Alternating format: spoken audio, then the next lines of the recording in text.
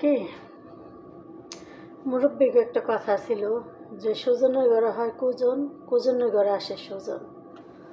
তো একটা কথা কি, কিছু কিছু মানুষ, কিছু কিছু ভাইরা ভালো আছে, তাদের কপালে আসে খারাপ বউ। খারাপ বউ আসে, মানে বউ স্বামীকে সবসময় টর্চার করে, মানসিক রোগী বানায় রাখে। এরকম কিছু কিছু বার জীবনে আছে যে যারা যারা প্রকৃত পুরুষ, তারা ভালোভাবে একটা স্ত্রী নিয়ে বা একটা পরিবার নিয়ে থাকতে চায় বা রাখার চেষ্টা করে, হাজার নিয়েও থাকার চেষ্টা করে যারা ভালো প্রকৃত পুরুষ।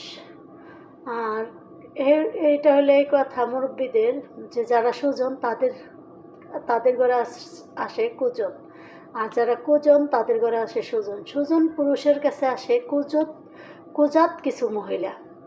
আমি মহিলা বলে যে আমাকে আমি বাদ দিয়ে কথা বলবো তা না, মহিলা কিছু কিছু মহিলা ভালো পুরুষদের ঘরে আসে, কিছু খারাপ মহিলা তারা 12 খাদায় ফ্যান খাইতে ভালোবাসে, তাতে সেরকম কিছু মহিলা কিছু কিছু পুরুষদের কপালে, ভাইদের কপালে।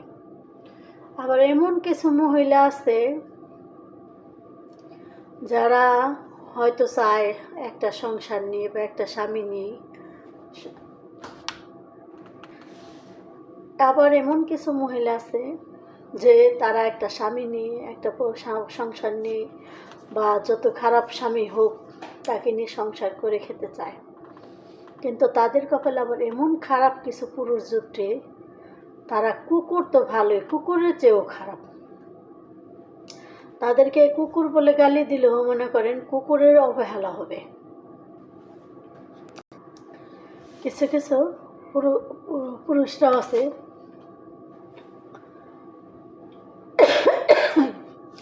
তাদের কুকুর বললেও কুকুরকে অসম্মান করা হবে, কারণ রাস্তার কুকুরও মানুষ চিনে, মানুষের পাশ থাকে, কিন্তু কিছু কিছু পুরুষরা চেনে না।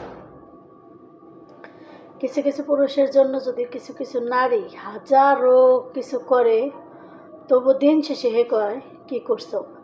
যেমন দিনের পরে রাত আসে অন্ধকার হয়ে, রাতের পরে দিন আসে আলো দিয়ে।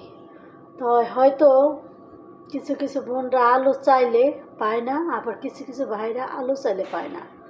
তবে একটা কথা কি, যতই যে যেভাবে চলতে চায়, আল্লাহ তাআলাও যদি তাকে আলো না দেয় বা সম্মান না দেয়, তাহলে কারো কোনো ক্ষমতা নেই তাকে সম্মান করার মতো।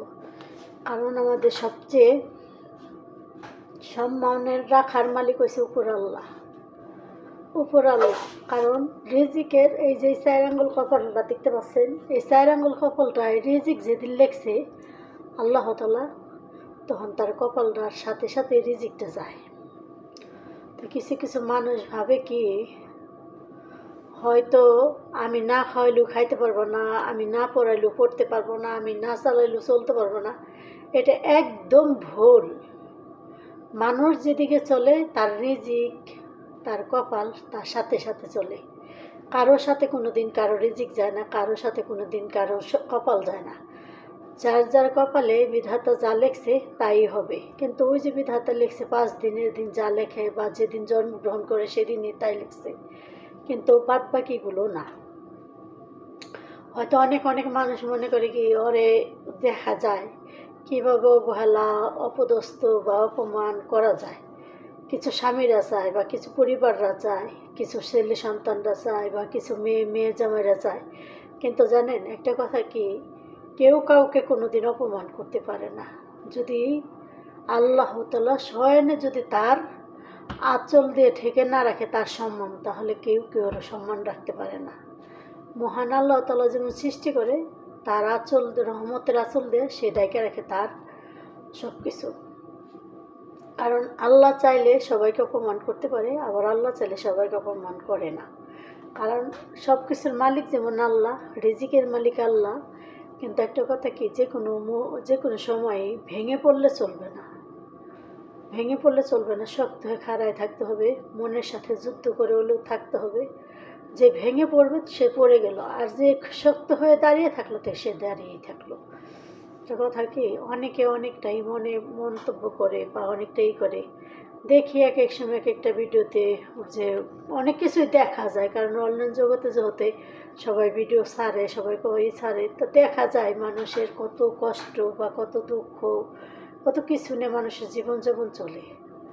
তাই এক এক সময় এক একটা ভিডিও করি, হয়তো মানুষের গল্প নিয়ে করি, কিন্তু নিজের ও গল্প নাই যে এমন কোনো কথা না, কি নিজেরও কিছু আছে, মানুষের সাথে মিল হয় বা ভালো লাগে এগুলো। তো আজকের মতো পর্যন্ত, আল্লাহ হাফেজ, আসসালামু আলাইকুম।